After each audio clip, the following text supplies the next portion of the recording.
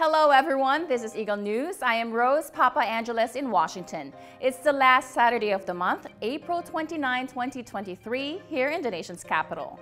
The week's recap begins with the celebration of World Immunization Week. World Immunization Week is the last week of April. The World Health Organization and its global partners are calling on countries to get back on the vaccination track amid a very alarming decline. They are calling this effort the Big Catch-Up. Rosel Feria reports. In 2021 alone, the World Health Organization says over 25 million children in more than 100 countries are missing at least one vaccination. Outbreaks of preventable diseases are already becoming more prevalent and severe. These diseases include measles, diphtheria, polio, and yellow fever. In an effort to reverse the declines in childhood vaccination recorded since the COVID-19 pandemic, several global and national health partners are joining forces to call for the Big Catch-Up. The Big Catch-Up is a targeted global effort to boost vaccination among children following declines driven by the pandemic. The said effort will have a particular focus on the 20 countries where 3/4 of the children who missed vaccinations in 2021 live. These countries are Afghanistan, Angola, Brazil, Cameroon, Chad, DPRK, DRC, Ethiopia, India, Indonesia, Nigeria, Pakistan, Philippines, Somalia, Madagascar, Mexico, Mozambique, Myanmar, Tanzania, and Vietnam. WHO Chief Dr. Tedros Adhanom Ghebreyesus says catching up is a top priority and that no child should die of a vaccine-preventable disease. Organizations heading the effort include WHO, UNICEF, Gavi, the Vaccine Alliance, and the Bill and Melinda Gates Foundation, along with Immunization Agenda 2030. Rosel Feria, Washington, D.C., Eagle News. We live in extraordinary times. In other news, the Canadian province of Ontario is making it easier for those who wish to serve in the police force to get formal training. How? Joshua Santillana has the story. To become a police officer in Ontario, Canada, one must be a Canadian citizen, at least 18 years old, be a high school graduate with good moral character, and amongst other things, complete the required basic constable training at the Ontario Police College. This week, Premier Doug Ford has announced that the Ontario government is removing tuition fees and post-secondary requirements for those wanting to become a police officer. Currently, the cost of the police program is about $15,000. There are about 2,200 students at the Ontario Police College, and it will cost the province an estimated $34 million annually to cover 100% of their tuition fees. According to Premier Ford, this is to encourage more police recruitment in response to people not feeling safe to take the subway and go for a walk, thereby having the need for more police officers on the streets. Immediate responses of Ontarians online show a mixed reaction of praise and criticism.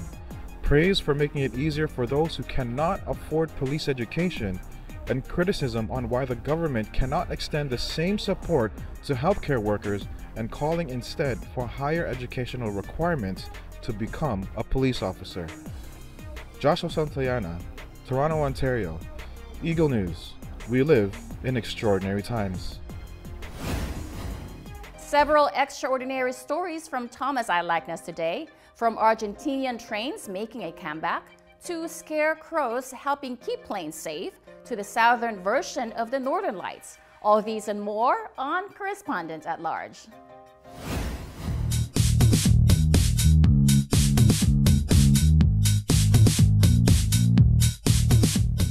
And now news and commentary from around the globe. COVID-19 update. Haven't given you one of those in a long time. Well, here's the latest from World Health Organization Chief Dr. Tedros Adhanom Ghebreyesus. He says deaths from the virus have dropped 95% since the start of the year. Scenes like these are relatively rare now, but Tedros does say the virus is on the move. Some countries showing an increase in infections. Now, in the past 4 weeks worldwide, 14,000 people have lost their lives to COVID, considerably lower than at the height of the pandemic. And he says, although the infection is less lethal, it still creates major problems for some. An estimated 1 in 10 infections results in post-COVID-19 condition, suggesting that hundreds of millions of people will need longer-term care. And what about the future, Doc? The virus is still changing and is still capable of causing new waves of disease and death. Tedros hopes the WHO can declare an end to COVID-19 as a public health emergency sometime this year. Travel by train is making a comeback in the South American country of Argentina. For more than 3 decades, Argentina's extensive rail network has been abandoned, just allowed to deteriorate. That started back in 1989 under then-President Carlos Menem. He largely dismantled the railways and, with no investment, trains kind of went the way of the horse and buggy. Now, rail travel is slowly gaining popularity.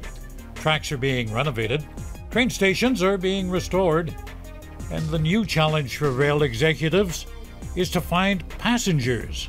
As one official put it, the key is to look for customers who have been lost during the last 30 years. Are you a bird watcher? I really enjoy seeing our feathered friends, and one place I will visit next time I'm in Singapore is the Bird Paradise. It's set to open in about 10 days. This is a 17-hectare park that is home to more than 400 different species of birds. Visitors can walk through the 8 large aviaries. Each one has been designed to resemble different parts of the world, places like the Asian rice paddies, the Australian outback, and African rainforests. Park spokesman Luis Neves says the aviaries have enough space so that different species can share the habitat. That means that they get to experience new things. They get to fly more, they get to interact with other species, they get to be in bigger flocks, and this is really important for them. And so we're very happy that not only does it look great, it's also great for the birds. Right now, the park has about 3,500 birds, but that will increase over time. And at Orly Airport near Paris, a crew of human scarecrows keeps the birds away. Birds and airplanes just don't mix when they're in the same airspace. Collisions between the two can be deadly, not only for the birds, but those aboard aircraft. At Orly International Airport, wildlife agents have a variety of tools at their disposal to reduce the risk of birds colliding with planes. Acoustic bird scaring emits sounds to shoo away the winged hazards. Fuses that will detonate, whistle, and crackle, they're another deterrent. Guns are used as a last resort, but the guns use blanks. Again, they just want to scare off the birds, not kill them. And a quick visual story for you now.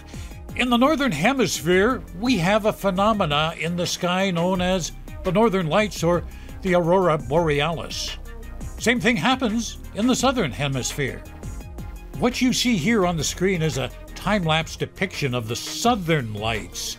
This came from Lake Ellesmere on the outskirts of Christchurch on the southern island of New Zealand. Let's sit back for a bit and enjoy the view.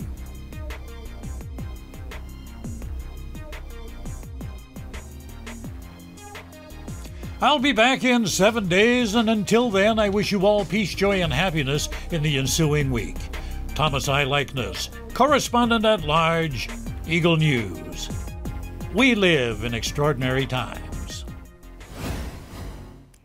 It's time for Community Care.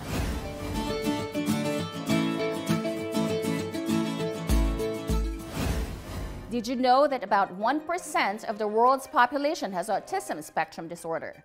That is 75 million people across the globe, and the World Health Organization says 1 in 100 children worldwide has autism. In Maryland, Governor Wes Moore presents a proclamation declaring April as Autism Acceptance Month. The proclamation recognizes people with autism and those who have advocate on their behalf. It also honors contributions of the autism community. Governor Moore says individuals with autism have incredible strengths and gifts that often go untapped. Part of the celebration is the governor presenting a citation to Marcus Moore. Marcus is an individual living with autism who has contributed to the autism community. Another citation was given to Ken White for his support and promotion of opportunity, access, and choice for individuals with autism. White is the general manager of the historic Inns of Annapolis.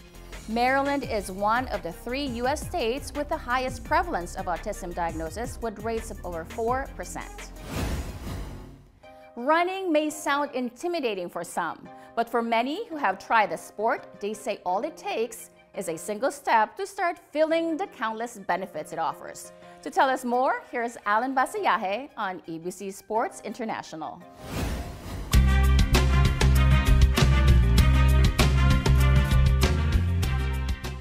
The running community is made up of diverse members, each with a reason to run and advice on how to keep pushing the pace. The running community is rock solid.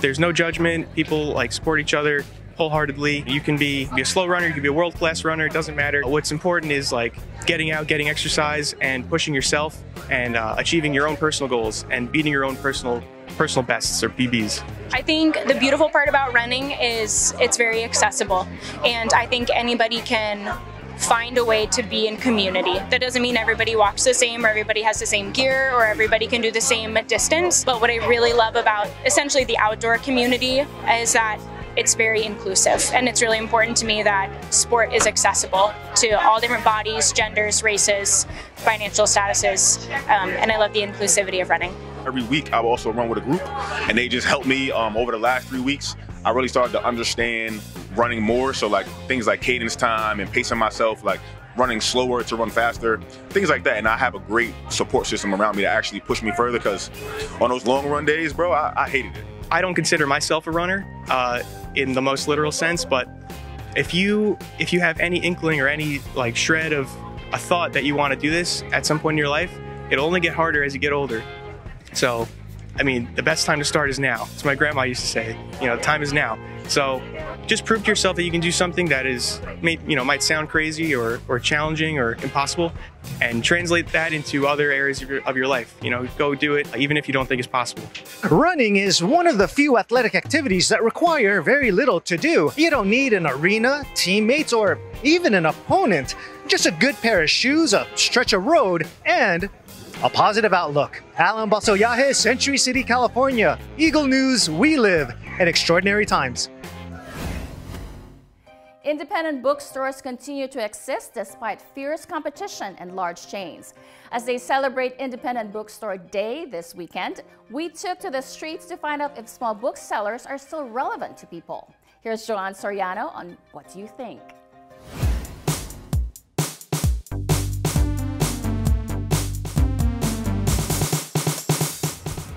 Years ago, people predicted that big box booksellers would decimate smaller neighborhood shops, and what people didn't buy from the big chains, they would simply order online. Convenience and cheap books would put the indies out of business, or so the experts thought. And for a while that happened. In the early part of the 21st century, hundreds of reading retailers closed their doors. Then, something unexpected happened. By 2009, independent bookstores began popping up in neighborhoods. What is behind this revival? Asena Baran says she frequents independent booksellers for the atmosphere. So I actually really enjoy the bookstore experience. So it's really not about the book, it's about coming to the bookstore and going through the stacks. Another customer, Rafael, also prefers to buy his books from a brick-and-mortar establishment instead of online. Because you can feel the book. It's like a sensorial contact. It's different to just seeing the screen. Asena says it's important to support independent book retailers. Because it is a part of culture and it helps give people access who otherwise would not have access to books. Not only just give access, but also give a location where people can congregate and have space to get together. For Judith Lowry, a partner at Argosy Bookstore in Midtown Manhattan, independent bookstores have the advantage of being able to offer specialty products. We sell secondhand and rare books. Some of them are 19th century books and earlier.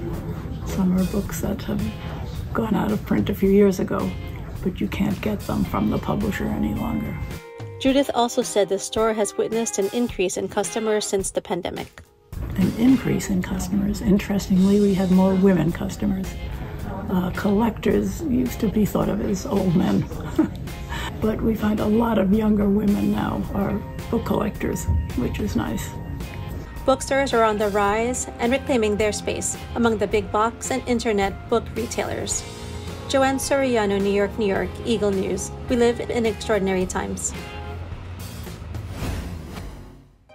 The Los Angeles Times Book Fair transports both hardcore and beginner readers to that place where writing and imagination meet.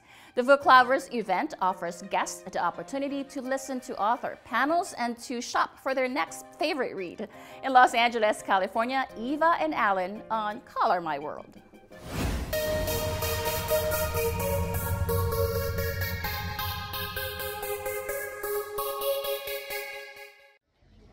Spread across the iconic USC campus, the Los Angeles Times Festival of Books returns with jam-packed programming, literary promotions, and of course, author meet and greets. One such interaction that guests discovered was with Craig Smith, former NBA player turned author. Promoting my book, Craig and His Magical Basketball. It's a story of how I became an NBA player based upon my imagination and just really manifestation of becoming an NBA player. And so I'm here just trying to inspire the youth to let them know anything is possible. And when you put your mind to it, especially at an early age, you can really see things through. So my character is originally the Rhino. I was given the Rhino nickname by Kevin McHale, former Boston Celtic great. I've been blessed to have that nickname for over years. So I just feel like using a Rhino character will really put emphasis as far as being kinder and better to animals, but also knowing that it could be anybody and you can do anything. It doesn't matter what color, size, shape, or form. There's been a few kids that came over and had conversations with, and it's just been really inspiring to see the smiles on their faces when they're actually listening to the message that I'm giving them. Being read to and having access to books early on, even at birth, is an amazing indicator of how well they'll do in school and in life. Learning to read, it builds vocabulary, it builds narrative skills. Kids are able to learn to read a lot easier, and it also builds imagination. So in order to attract people, we have folks spin our prize wheel, but the prize wheel actually has questions on it. As folks are spinning the wheel, we're talking with them, we're telling them about the library, making sort of a little special connection so that they'll remember and then come back to us. This is where people come, this festival, to celebrate books, and it's one of the few times during the year where all the readers get together to celebrate the written word, the spoken word. Aside from its namesake, this festival offers a variety of shopping experiences, services, and interactive events, which by most accounts is quite remarkable. Or, as we in the literary biz like to say, it's one for the books. Eva and Alan, Los Angeles, California, Eagle News. We live in extraordinary times. In Papua New Guinea, fans are super excited for the first PNG circus show. Eko Hortaleza Quinola speaks to spectators to find out what they think about the event. Here's Oceania at a glance.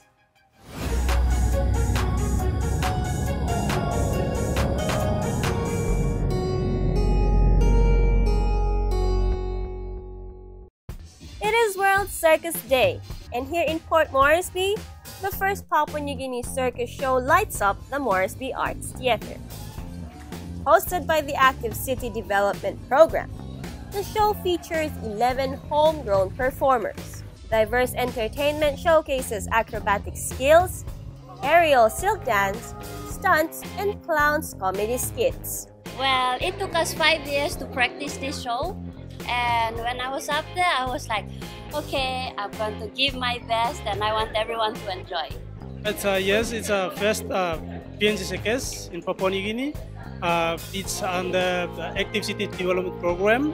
We want to take this PNG circus to next level. Guest performer and internationally acclaimed circus star Rogerio Piva graces the show. Piva wows the crowd with breathtaking unicycling, juggling, and ball shooting. Being in 37 countries, I work around the world in many circles and stuff. Here the people is so good. I do show in community normally, no?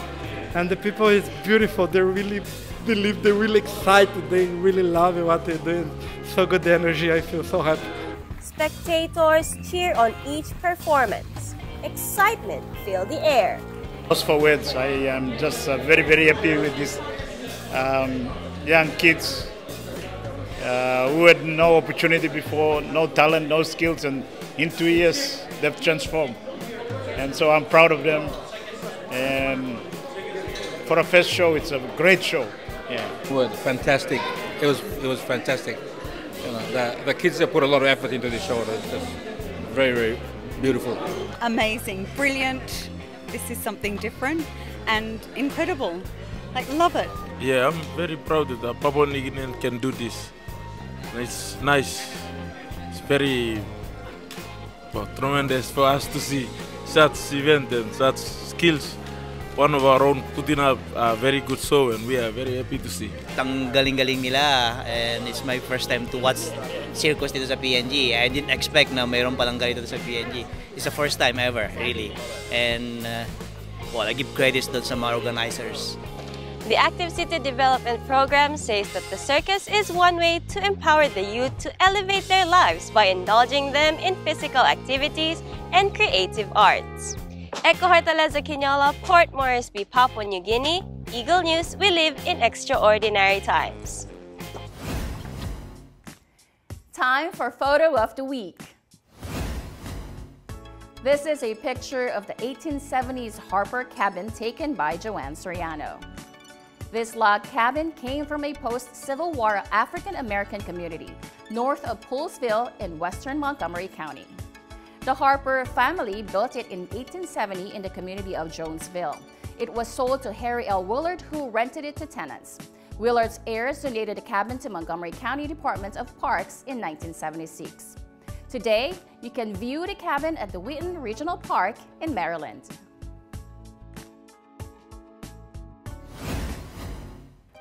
Thank you all for joining us again. If there are stories or topics you want us to share with you, just comment below. View, like, share our other shows. City Limits with Alan Basiyahe. Connected with Dr. David. Take a seat and join us with Anna Cui. Play Date with Mike Hudson and friends. Plus, Journey, Stories of Filipinos Abroad with Kathleen Cruz. Follow us on YouTube, Facebook, and Twitter at Eagle News Live. I am Rose Papa Angeles. We'll live in extraordinary times. Stay happy and healthy, everyone.